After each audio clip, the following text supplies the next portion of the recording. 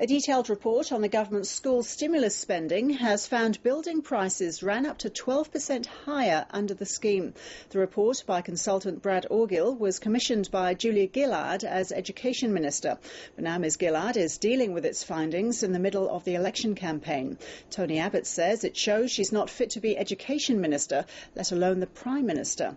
And the Orgill report isn't the only blast from the past. There's been a flurry of activity by former leaders and Prime Ministers linking into the campaign.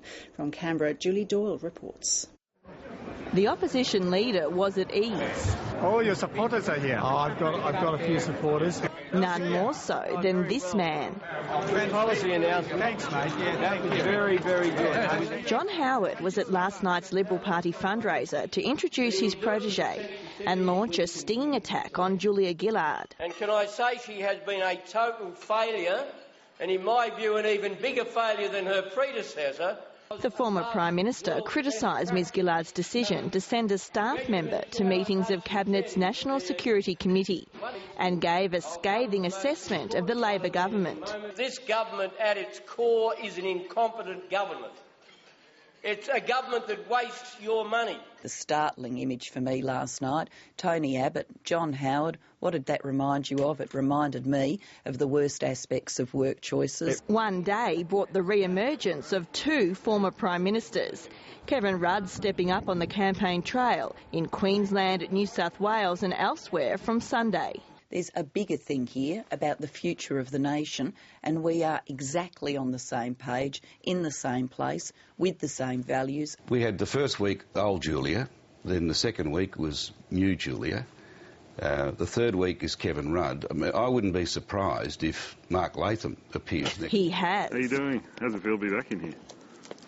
It's a nice Canberra day. Beautiful, isn't it? Lovely fresh air. But the intervention of yet another former, in Malcolm Fraser, didn't bring the endorsement Tony Abbott might have wanted. In your view, is the coalition ready for government? No. No? No. I think Malcolm is wrong, absolutely wrong, in terms of his judgment, and I think other issues are influencing his attitude. The Prime Minister's handling another problem from the past. The independent review of her school stimulus scheme has found building prices blew out by up to 12%, and it highlights big value for money concerns in New South Wales. I'm not afraid of the scrutiny. I'm not afraid to have it during an election campaign. If you can't manage a school hall program properly, you can't be trusted to manage a $1.1 trillion economy properly. The Prime Minister concedes there are lessons to learn.